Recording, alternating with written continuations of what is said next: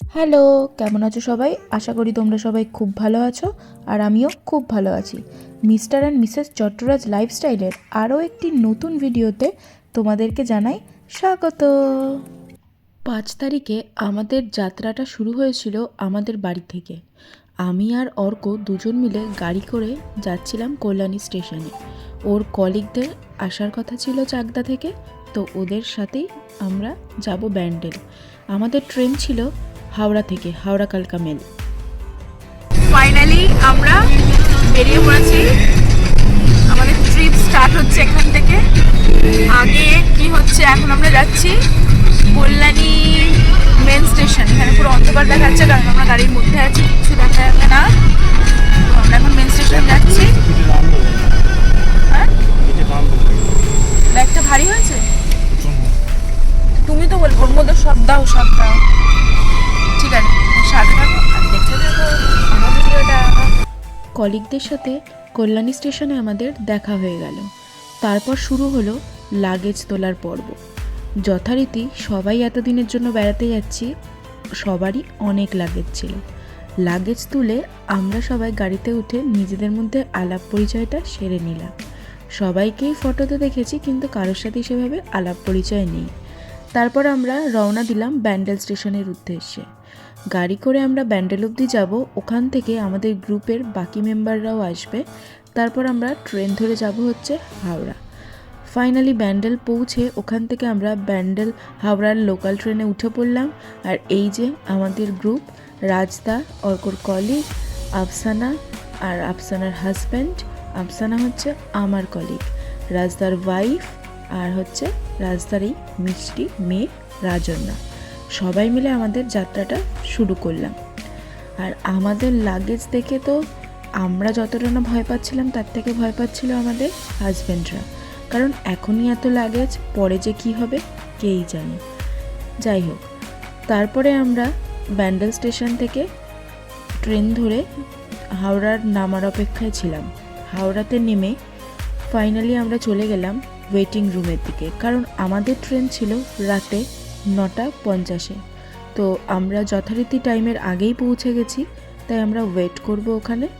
তারপরে যার যার ডিনার নেওয়া হয়নি, ডিনারগুলো নিয়ে আমরা ট্রেনের দিকে রওনা দেব। ফাইনালি এখন বাজে ঘড়িতে 9:10। আমাদের হাওড়া কালকা মেলও দিয়ে দিয়েছে।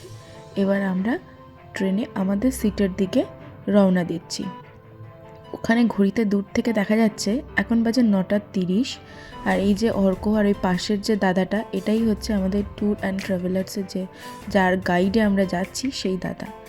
সবাই মিলে ওখানে দাঁড়ালাম, দাদার সাথে আলাপ পরিচয় হলো। তার দাদার সিট ছিল স্লিপারে আর আমাদের এসি 3 টায়ারে। যথারীতি আমরা 3 টায়ারে এসিতে নিজের জায়গায় বসে পড়লাম আর ট্রেনটাও হাওড়া থেকে ছেড়ে দিল। সবাই একটু সেট হয়ে গেলাম একে অপরের সাথে দেখা করতে, কারণ সবার সিট এক জায়গায় পড়েছিল না। তাই সবার সাথে দেখা করে ব্যাগপত্র গুছিয়ে রাতের ডিনারটা করলাম রুটি আর মামুনির হাতের বানানো চিকেন কষা দিয়ে। মামুনির চিকেন কষাটা বানিয়ে দিয়েছিল, তাই নাহলে হাওড়া স্টেশন থেকে যারা খাবার নিয়েছিল, খাবার এত বাজে ছিল কি বলবো। আর এই দিকে তো ঘন অন্ধকার নেমেই এসছে।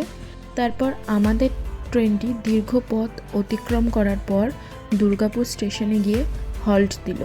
তখন বাজে ঘড়িতে প্রায় 12:30 মতো। আমরা সবাই ঘুমিয়ে পড়েছিলাম। তারপরে ট্রেন দাঁড়ানোর দেখে আমরা একটু দাঁড়িয়ে ভিডিওর কিছু ক্লিপ নিয়েছিলাম। ট্রেনটা যথারীতি সময়ে তার হল্টিং স্টেশন থেকে ছেড়ে দিল। তখন বাইরে পুরো ঘুটঘুটে অন্ধকার আর কুয়াশা। ঠান্ডাও ছিল সেদিন বেশ।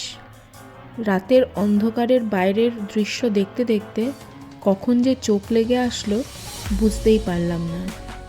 মাঝখানে যে সমস্ত স্টেশনগুলোতে দাঁড়াচ্ছিল, সমস্ত স্টেশনই কুয়াশায় ছিল ঢাকা। সকাল থেকে ভীষণ টায়ার্ড থাকায় রাতের ঘুমটা কিন্তু হয়েছিল বেশ জমিয়ে। পরের দিন সকালবেলা ঘুম থেকে উঠে ফ্রেশ হয়ে 1 কাপ চা খেলাম। হ্যাঁ, ট্রেন থেকেই চাটা খেয়েছিলাম। তারপরে ব্রেকফাস্ট করতে করতে বাইরের দৃশ্য দেখছিলাম। সেই এক অপরূপ দৃশ্য। বেশ ভালো লাগছিল আর সবাই মিলে আড্ডাও দিয়েছিলাম বেশ খানিকক্ষণ। আবার কিছুক্ষণ জানলার ধারে বসে বাইরের দৃশ্য দেখলাম, তখনও কুয়াশা কাটেনি। আর এই যে রাস্তার মেয়ে, ওর সাথেই কিছুক্ষণ সময় কাটাচ্ছিলাম। আর কি করে টাইম কাটবে তার জন্য খেললাম সাপ লুডো। ওর সাথে খেলে বেশ কিছুক্ষণ সময় এগিয়ে গেল। তারপরে কিছুক্ষণ দরজার সামনে এসে দাঁড়ালাম, আর তখনও দেখো কি কুয়াশা, চারিদিক পুরো একদম সাদা হয়ে আছে। এপার থেকে ওপারের দৃশ্য সেভাবে কিছু দেখা যাচ্ছে না বললেই চলে। তখন আমাদের ট্রেনটা কালকার দিকে এগিয়ে চলেছে। পশ্চিমবাংলাকে বেশ কিছুক্ষণ আগেই আমরা ছাড়িয়ে এসেছি। আমাদের ট্রেন এখন দ্রুতগতিতে এগিয়ে যাচ্ছে মির্জাপুরের দিকে। মির্জাপুরে এখানে স্টপেজ আছে, এখানে আমাদের ট্রেনটা হল্ট নেবে। আমরাও ট্রেন থেকে নেমে একটু স্টেশনে সময় কাটাবো, বেশিক্ষণ না, 2 মিনিটের হল্ট। যেইটুকানি হয়, সিটে নিজের জায়গায় একভাবে বসে থাকতে থাকতে আর ভালো লাগছিল না। এবার একটুখানি ভাবলাম নেমে একটু স্টেশনটা ঘুরে দেখা যাক, 2 মিনিটে যেইটুখানি ঘোরা যায়। এই স্টেশনের মধ্যে অনেক আমরা বানর দেখতে পেয়েছি। অনেক বানর দেখছিলাম এদিক ওদিক ঘুরে বেড়াচ্ছে, আর সবাই বলছিল ফোন বানরের থেকে সাবধান। আমরা আমাদের গ্রুপের সবাই একটু একটু করে নেমে নিচে এসে ঘোরাঘুরি করছিলাম। স্টেশনটা কিন্তু বেশ বড় ছিল। আর এই দেখো, কালকার যাওয়ার আনন্দে সবাই তো এখানে নাচানাচি আরম্ভ করে দিয়েছে। তারপর যথারীতি 2 মিনিট পর ছেড়ে দিল আমাদের ট্রেন মির্জাপুর স্টেশন থেকে। এবার আবার দ্রুত গতিতে এগিয়ে যাবে হাওড়া কালকা মেল, কালকার উদ্দেশ্যে। তারপর আবার আমরা শুরু করলাম আড্ডা, আন্তাক্ষরী, নাচ গান। সবাই মিলে বসে আড্ডা দিচ্ছিলাম, লাঞ্চেরও সময় হয়ে আসছিল। তারপরে আবার এখানে একটু হল্ট দিয়েছিল একটা স্টেশনে, এখান থেকে আমরা উইন্ডোর জানলা থেকে ওটাই দেখছিলাম। আর এ দেখো, বানর দেখেছো? এখানকার প্রায় সমস্ত স্টেশনেই এরকম বানর আমরা দেখেছি। তারপর আমাদের ট্রেনের প্যান্ট্রি থেকেই আমরা অর্ডার করেছিলাম লাঞ্চের একটা থালি, যার মধ্যে ছিল পনির, স্যালাড, ডাল আর একটা mixed veg.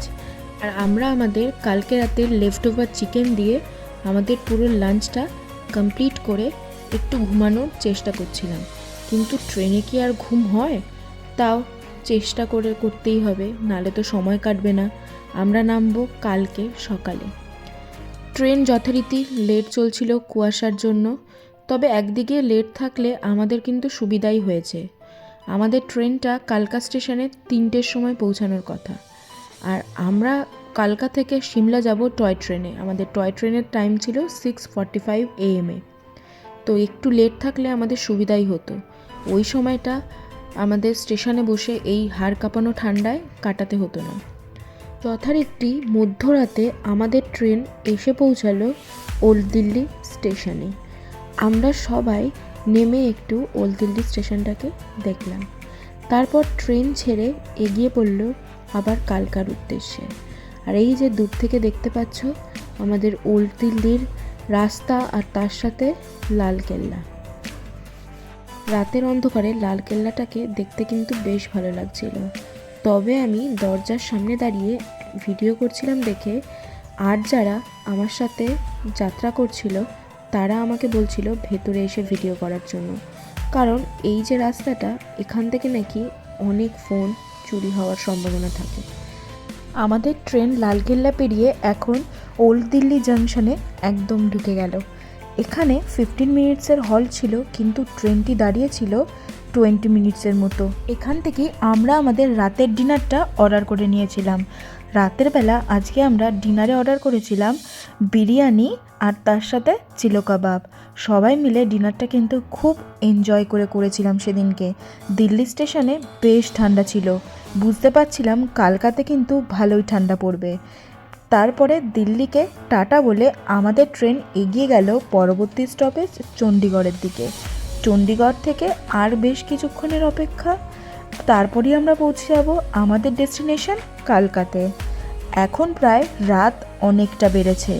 Delhi স্টেশনকে tata bye bye বললাম আজকের মতো। খুব শিগগিরই আবার দেখা হবে দিল্লির সাথে। তখন আমাদের ট্রেন চণ্ডীগড় ক্রস করেছে। আমিও সকালবেলা ঘুম থেকে উঠে একদম রেডি হয়ে নিয়েছি।